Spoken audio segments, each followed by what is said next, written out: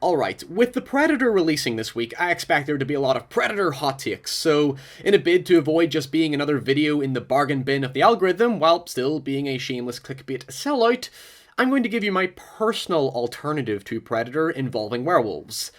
To be honest, you should expect nothing less from me at this point. Let's talk about it. Before we get into this British beast of B-movie action horror, encapsulated perfectly as Jaws, Aliens and Predator with a werewolf twist, I have to talk about the original 1987 classic. Of course, many people recognize Predator as some iconic slice of 80s genre cinema, starring the world's biggest action star and a captivating creature shrouded in mystery before the inevitable pop culture obsession that abandoned said mystery. Except watching it with a fresh perspective, I can't overlook how deeply self-aware it is that it borders on being somewhat partially satirical of the genre. What starts as a cheese fest involving macho army men saving the day gradually morphs into a tense, violent survival thriller where they become victims to a new set of narrative rules. For me, it was never the Predator itself that sold the movie, it was the film's archetypical charismatic heroes and their relationship with the world of a conventional action flick becoming intruded by a creature that is both figuratively and literally alien to their genre. Let's think about this structurally. The film begins as an overindulgent display of testosterone-fueled mayhem characterized by our muscle-bound heroes being seemingly invincible and fighting blindly with immaculate and unbelievable success. Everything just perfectly falls in place for them as they nonchalantly know they're the best of the best. It's literally like the opening to The Other Guys. These soldiers aim for the bushes, and the bushes just emerge to let them do their business without error. This opening is the epitome of an action hero power fantasy, reinforced by exaggerative masculine motifs like the redundant razor, the tobacco, the intentionally awkward bravado humor of Shane Black, and the general exertion of ego. You're hit. You're bleeding, man. I ain't got time to bleed. By the way, I know I lost quite a few of you when I went masculine and many of you went, gender politics. That's not my point. The film embraces this vapidity consistent with the 80s action power fantasy that's needed to evoke escapism, and then proceeds to dismantle it with the introduction to the Predator.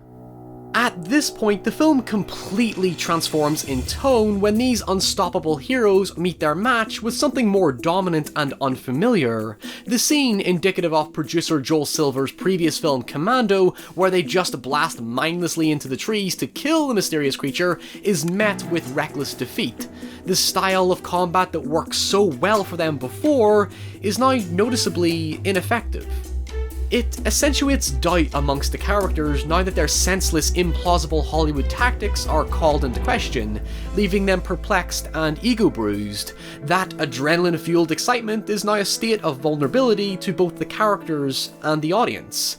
And what follows is each character succumbing to their archetypical fallacies at the hands of a creature so detached from their version of reality, creating a sense of introspection too late for several of them to do anything about it. Most notably with Billy, who gets this dramatic build-up for a fight scene, only to be unceremoniously killed off screen.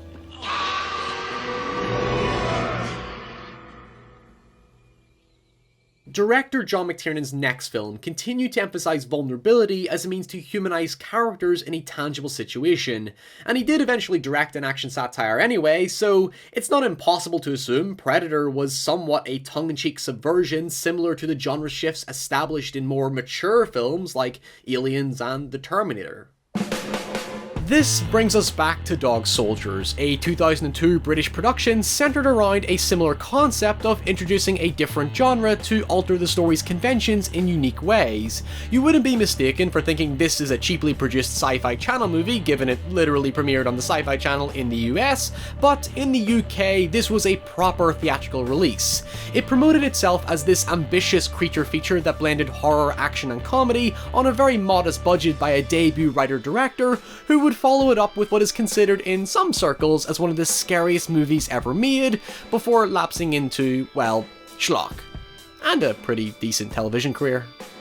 Dog Soldiers is set in the Scottish Highlands, where a group of British soldiers encounter a pack of werewolves during their routine training, and soon find themselves sieged in a farmhouse fighting until daylight. While Predator was all about taking the Hollywood action hero out of its comfort zone, Dog Soldiers had a more local approach, by taking very laddish character types with relatable British sensibilities, and using the fantasy elements to subvert the concept of heroism. We are now up against live, hostile targets. So, if Little Red Riding Hood should show up with a bazooka and a bad attitude, I expect you to chin the bitch. Instead of photogenic muscle-bound movie stars, the cast are comprised of modest actors who perfectly fit the visual description of real-life British soldiers. There's no doubt to their believability, as their camaraderie and compassion for each other feels genuine, giving each of them distinct personalities and enough emotional depth to make you care about them. That recurring theme of heroism is directly recognised through our two central protagonists, Sean Pertwee's Sergeant Harry G. Wells, a play on H.G. Wells, and Kevin McKidd's Private Cooper, the latter of which being a specially trained soldier in conflict with SAS Captain Ryan, a sort of secondary antagonist to the story.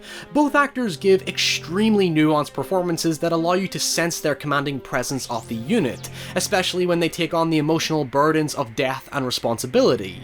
In fact, early in the film, before his transfer, Cooper is commanded to kill an innocent dog to prove to Ryan that he has this desensitized disposition necessary to handle any enemy threat, to which he refuses and lashes out emotionally. Even when he leads along with Wells, they try to teach their men to maintain composure, a brave face, a hardened persona, because they don't want to appear weak to their enemy. Except, like in Predator, it becomes a crucial fallacy when everyone is primed to anxiety, distress, and bewilderment when faced with our inherently deepest fear of death. After all, these characters are in a job devoted to potential life or death situations, and by showing us that breaking point, it demystifies the perception that the good guys or the heroes will always win, especially in the case of these two movies where death is sudden and unpredictable. Dogs. More like pussies.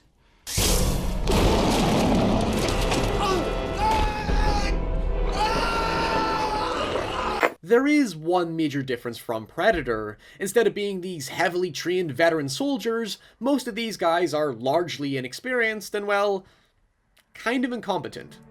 They depend on the wisdom of Wells and Cooper, who constantly tell them the do's and don'ts of their job, only for that to go out the window when all hell breaks loose in a very humanistic manner, sort of like a reverse character development necessary to drive the tension of the conflict. As a result, that military composure becomes a conflict within itself, as scenarios get increasingly chaotic. One of the film's more interesting details is how they switch between firing blanks to using military-grade weaponry they have little knowledge of. It shows the weapons constantly jamming, how they struggle to reload, and even how inaccurate and careless they become when they underestimate the kickback of each individual weapon. Again, like with death, there's weight to this responsibility because you're very aware that they're extremely limited on resources, so each bullet counts. Honestly, you know that episode of South Park where the boys take on the Mafia and can't control the power of their weapons? The movie has that going for it. Now, you might think switching out an alien for werewolves is a pretty massive distinction, but it honestly doesn't change the narrative a significant amount because the balance of power is still obvious. These wonderfully designed creatures are actually performed by trained dancers to give their movement more elegance, and even from a posing perspective, they give off a real sense of menace and dominance that's hard to overlook. Marshall cleverly shows us their POV using day-for-night cinematography that, like with Predator's thermal vision, shows that they have a greater advantage and deeper understanding of their environment. And given how claustrophobic the house begins to feel as the characters depend on a dwindling light source to keep the creatures at bay, there's always a sense of frantic urgency. Something that's greatly apparent is that the wolves are seen to work as a team, forcing the soldiers to unite stronger in a bid to outmaneuver them. It's like when Arnie's team begin to disband and go off individually, leading to their deaths. Or even consider John Carpenter's assault on Precinct 13. The action is driven by reactionary methods to counter the opposition. The film is practically a blood sport when you think about it.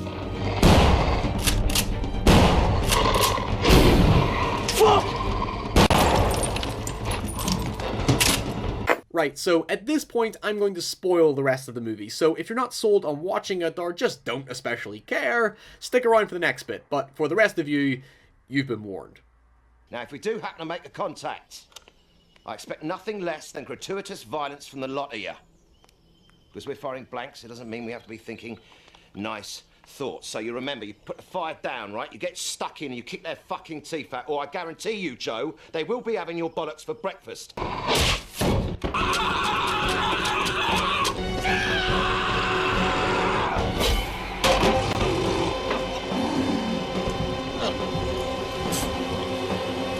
hope I give you the shits, you fucking wimp.